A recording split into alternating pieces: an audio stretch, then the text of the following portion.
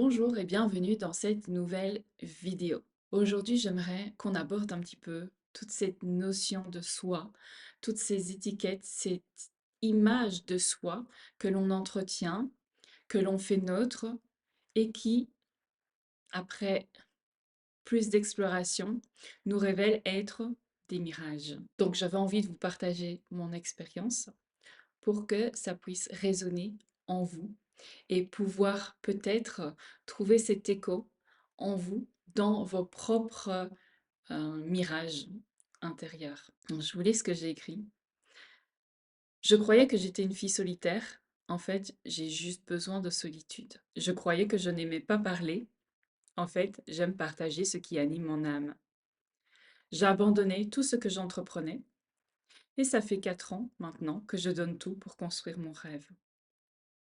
Je pensais que je n'arriverais jamais à élever 2 enfants toute seule. Pourtant, on a même fait l'instruction en famille pendant 3 ans. Je croyais que j'avais peur des autres. En fait, je suis socialement sélective. Je pensais que j'étais asociale. Là encore, je suis socialement sélective. Je pensais que j'étais réservée et timide, même renfermée pour certains. En fait, je ne me sentais pas en sécurité. Et surtout, je ressentais les émotions et l'inconscient de façon prononcée des autres, sans en avoir conscience, bien sûr. Je croyais que ma vie serait toujours un calvaire. Aujourd'hui, je choisis mes challenges. La vision de moi-même et de ma vie ont changé parce qu'aujourd'hui, je suis nourrie par ma vision, connectée à ce que je désire vivre plutôt qu'à ce que je veux fuir. Et ça change tout, vraiment. Je ne suis plus celle que j'ai été, mais l'ai-je vraiment été? En fait, c'est ça. C'est est-ce qu'on est qui on est? Hmm. On pense être tout ce que les autres disent de nous, tout ce que les autres pensent de nous, tout ce que les autres nous projettent. Mais je vous invite à sonder, à explorer, à remettre en question toutes les étiquettes, toutes les projections que les autres ont posées sur vous, que les autres projettent encore sur vous. Parce qu'en général, on se construit à travers ces images, à travers ces projections, à travers ces identités illusoires. Et ça crée une fausse identité. Et le but, c'est de retrouver profondément qui on est. C'est de revenir à l'essence originelle, notre essence originelle. Et pour ça, il faut aller revoir toutes les histoires qui sont créées, toutes les histoires à propos de nous qui sont créées et que les autres répètent encore et encore, et auxquelles on adhère. Parce que nous aussi, on peut répéter ces histoires-là. Quand on se présente à quelqu'un, quand on parle de soi, on peut dire bah, je suis comme ça. Alors qu'au final, vous avez déjà eu des expériences dans votre vie qui ont prouvé le contraire. Ou peut-être que dans certaines situations, vous êtes comme ça, comme vous le décrivez, comme vous êtes décrit par les autres, mais pas dans toutes les situations. Et peut-être que ces situations-là ne représentent que 1% de toutes les situations dans lesquelles vous n'êtes pas cela. Et c'est très important pour retrouver son identité originelle, celle que l'on aurait dû garder, celle que on aurait dû nourrir. Mais c'est pas notre faute, c'est pas votre faute, d'accord? Mais maintenant, c'est votre responsabilité.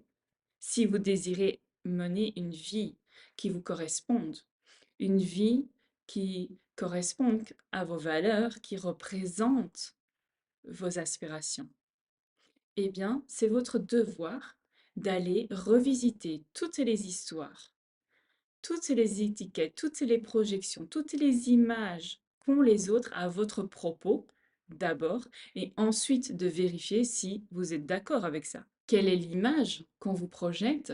Quelle est l'image avec laquelle vous avez grandi, vous avez évolué? Quelle est l'image avec laquelle vous avez construit votre vie et avec laquelle vous n'êtes pas d'accord? En général, ça va créer des points de tension, ça va créer de la résistance, ça va générer des émotions assez denses. Vous allez être comme en combat, en lutte vis-à-vis de ça. Moi, ça m'énerve qu'on me projette encore que je suis timide ou réservée, mais en fait, au fil du temps et aussi de voir que d'autres personnes prenaient la parole à ce niveau-là, c'est qu'on n'est pas obligé d'être copain-copain avec tout le monde. Moi, je suis très sélective parce que j'aime pas les conversations, voilà, salut, ça va? Ouais, moi, c'est une perte d'énergie. Les conversations comme ça, où tu racontes ta vie, où tu racontes ton quotidien, où tu te plains en général de ton quotidien, où tu parles de banalité, moi, ça me vide de mon énergie. J'aime les conversations profondes, les conversations qui ont du sens. Alors oui, bien sûr, on peut pas en avoir avec tout le monde et tout le temps, mais c'est ça qui me plaît, c'est ça qui m'apporte beaucoup d'énergie et c'est celle que je privilégie. On m'a accolé l'étiquette d'une fille timide et réservée, mais en fait, je manquais énormément de sécurité. Je n'étais pas accompagnée, je n'ai jamais été accompagnée dans mes émotions et bah, ce n'est pas leur faute, c'est un manque de connaissance d'eux-mêmes, c'est un manque d'information et un manque de capacité aussi, parce qu'une personne ne peut pas accompagner une autre ou un de ses enfants vers la sécurité s'il ne se sent pas en sécurité lui-même. Donc, je ne les blâme pas, sauf que aujourd'hui, je refuse en fait cette étiquette de timide et réservé. Alors oui, je suis introvertie, mais je peux être introvertie dans certains domaines et extravertie dans d'autres. On est les deux. On n'est pas juste l'un ou l'autre. On va l'être plus ou moins dans l'une ou l'autre situation.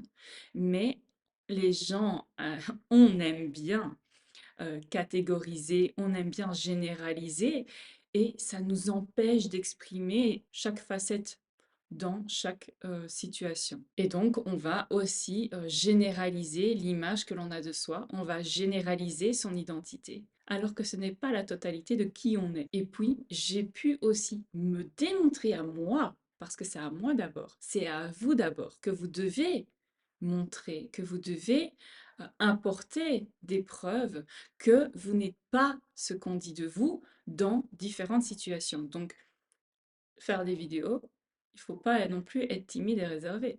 Avoir quelque chose à dire, partager son message. Il faut pouvoir le faire. Ça demande du courage parce qu'on ne sait pas qui regarde, on ne sait pas qui écoute, et puis on ne sait pas ce que pensent les gens. Et puis je pensais que je n'aimais pas parler parce que j'ai toujours été dans l'observation et dans l'écoute des autres. C'est aussi dans mon essence, donc c'est ce que j'aime profondément. Mais par contre, quand j'ai quelque chose à dire, c'est pas quelque chose de mental où je veux montrer que j'ai quelque chose à dire. Non, c'est un élan. C'est parce que je n'ai pas le choix en fait. C'est ça. C'est comme si waouh, vous avez quelque chose à dire là, quelque chose qui pulse en vous, et puis si vous vous bâillonnez, vous savez que c'est là et ça crée une tension et donc il faut que ça sorte. Mais là, c'est parce que c'est votre âme qui a envie de partager ça à travers vous. Et on m'a déjà reproché que j'étais taciturne et ben, ça m'a encore plus fait me replier sur moi-même. Et aujourd'hui, je suis à l'aise avec ça. J'en ai rien à faire que l'on pense ça ou ça de moi parce que je sais que je suis plus que ça, que je ne suis pas réduite à ce que quelqu'un va dire de moi dans une situation donnée, à un moment donné. Cette personne-là ne voit que un petit fragment de ce que je suis. Vous, vous avez conscience, vous pouvez avoir conscience de la globalité, de la totalité de qui vous êtes et qui vous pouvez être. Donc ça demande quand même une certaine dose de confiance en soi, de pouvoir se détacher de toutes ces étiquettes, de toutes ces projections qu'on vous bombarde à chaque instant. Parce que dans un monde où on idéalise certaines normes, eh bien, oser être soi-même demande énormément de courage et d'assurance, de solidité intérieure pour pouvoir comme se barricader, mais pas en créant une armure, mais se barricader juste en rayonnant d'être soi-même, c'est comme je l'ai dit dans la vidéo sur les semeurs de rêve, c'est une barrière énergétique naturelle, organique, où là, imaginez une barrière de lumière où quelqu'un vous bombarde quelque chose, vous imaginez des flèches et pouf, ça traverse votre barrière énergétique de lumière et là, c'est des fleurs que vous recevez et ça ne peut plus vous atteindre. C'est une protection naturelle. Et pas pour vous protéger contre l'extérieur, mais c'est pour maintenir en état votre intégrité. Et ceux qui se permettent de vous projeter l'image qu'ils ont de vous, eh bien, eux-mêmes ne se connaissent pas assez. Eux-mêmes n'ont pas effectué ce chemin-là. Donc ils ne peuvent pas comprendre. Ils ne sont pas encore conscients de ça. Donc, à la limite, ça pourrait ouvrir à plus de compassion, mais on n'en est pas encore là, hein. D'abord, il faut être à l'aise avec soi et avec les images qu'on projette. Et aussi, le fait que je pensais que j'avais peur des autres. Ça, c'est quelque chose qu'on m'a souvent répété. Et, mais pourtant, ça résonnait pas. Mais je comprenais pas pourquoi. Donc, j'ai dû aller revoir dans mes expériences de vie pourquoi ça s'était manifesté. Pourquoi on avait étiqueté ça comme ça. En fait, c'est parce que je perçois l'inconscient des gens, je perçois leurs pensées, leurs émotions, mais comme je n'avais pas de référent autour de moi qui pouvait m'expliquer, qui pouvait m'éclairer là-dessus, eh bien, il a fallu trouver quelque chose qui pourrait définir mon attitude, par rapport à mes réactions, par rapport à mes ressentis. Et donc, ce qui était logique pour certaines personnes, dans leur champ de compréhension actuel, c'était que j'avais peur des autres. Et donc, j'ai grandi avec ça, alors que ce n'était pas le cas. Parce que si quand je faisais part de mes ressentis, de ce que je ressentais des autres, de leur inconscient, on me disait: «Ah non, c'est faux, tu te trompes, tu mens, non, tu te fais des films, tu imagines». Et au final, tout s'est toujours vérifié. Tout a toujours été validé. Seulement, les gens aiment aussi nourrir leurs propres mensonges par instinct de protection, par instinct de survie. Mais ça détruit aussi les autres. Ça casse la confiance en soi et dans la confiance de nos ressentis. Donc c'est assez dur, hein, parce qu'après, il faut se reconstruire. Et il faut repartir sur des bases nouvelles, des bases plus saines, des bases plus conscientes. Et ça, c'est tout un long processus. Et puis, ben, parfois, on grandit aussi avec l'idée qu'on n'a pas de chance, que ce sera plus facile pour les autres et pas pour soi. Et puis, on se rend compte que, ben, en fait, les challenges, les défis, des problèmes, comme on peut les appeler, il y en aura toujours. C'est ce qui nous fait grandir. Mais par contre, on peut les choisir. À un moment donné, on ne va plus être à la merci de la vie. On co-crée avec la vie. Et donc, on choisit les challenges que l'on veut vivre. Et ça fait toute la différence parce que ça nous fait redevenir acteurs de notre vie. Voilà, c'était quelques exemples sur des images et des projections de moi avec lesquelles j'ai grandi, avec lesquelles je me suis construite, mais qui n'étaient pas moi ou qui étaient une petite représentation d'un moment de vie qui a été figé et qui a été répété, qui a été consolidé et qui a été aussi nourri par d'autres et donc qui est devenu vrai, mais qui est faux en vérité. Et donc il faut se défaire de tout ça. Comment? En s'explorant, en revisitant toutes les images qu'on nous projette, celles qu'on entend encore inlassablement répétées à propos de soi, et dont on sent qu'elles ne sont pas justes, qu'elles ne sont pas vraies. Voilà, j'espère que ce partage vous aura fait du bien, vous aura éclairé si vous avez vécu des choses similaires ou si vous êtes en recherche de votre identité profonde, de votre essence véritable, afin de pouvoir progressivement vous détacher de ces fausses images de vous, de ces fausses perceptions. Voilà, à très bientôt pour une nouvelle vidéo.